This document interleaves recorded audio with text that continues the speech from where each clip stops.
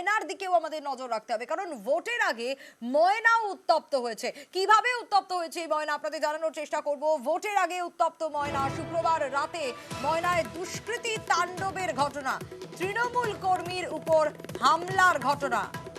সুজিতের কাছ থেকে জানবো। সুজিত, একদিকে তৃণমূল কর্মীর উপর হামলার ঘটনা, মারধর, আক্রান্ত কেমন রয়েছেন তৃণমূল কর্মী এবং গোটা বিষয়টা কি অভিযোগ?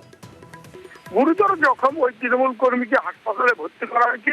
ময়নার বাচ্চা গন্ডগোল কবলিত এলাকা, যেখানে কিনা রাতভর তাণ্ডব চালানো হয়েছে। তাণ্ডব চালিয়েছে একদল দুষ্কৃতী, মুখে কালো কাপড় বেঁধে ভয় ভীতি তৈরি করতে এমন ঘটনা ঘটিয়েছে বলে তৃণমূল অভিযোগ করছে।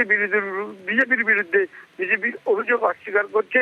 কিন্তু গোটা ঘটনা নিয়ে আজ যখন ভোট, তখন ঠিক তার আগের রাতের এই ঘটনা নিয়ে রাজনৈতিক চাপানুতর চলছে। একটা উত্তেজনাকর পরিস্থিতি ময়নার বাচ্চা এলাকার ঘটনা, এবং সেখানেই এই ঘটনা ঘটে।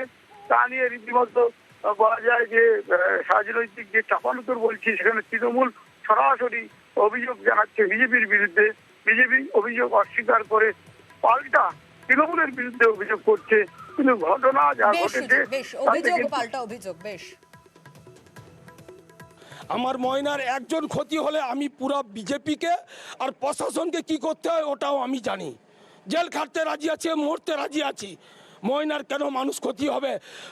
নির্বাচন কমিশন বলছিল কোনোভাবেই ঝামেলা হবে নি, কেন ঝামেলা হচ্ছে?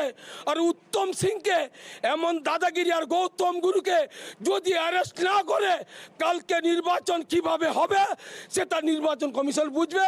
আর ময়না থানার ওসি আর এসডিপিও তার এসপি তার দায়িত্ব নেবে। ময়নার মানুষকে শান্তিভাবে আমি নির্বাচন করতে চাইছি।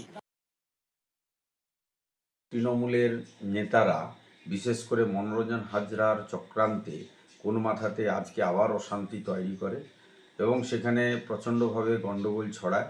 আমাদের ভারতীয় জনতা পার্টির 3 জন কার্যকর্তা সহ বেশ কিছু কার্যকর্তা সেখানে গিয়ে পরিস্থিতি সামাল দেওয়ার চেষ্টা করে, কিন্তু পুলিশকে সঙ্গে নিয়েই তো তৃণমূল এটা করার চেষ্টা করছে। সেখান থেকে আমাদের 3 জন কার্যকর্তাকে পুলিশ আটক করে। এখনো পর্যন্ত আমার কাছে যা খবর আছে 2 জনকে পুলিশ ছেড়ে দিয়েছে, একজনকে এখনো আটক করে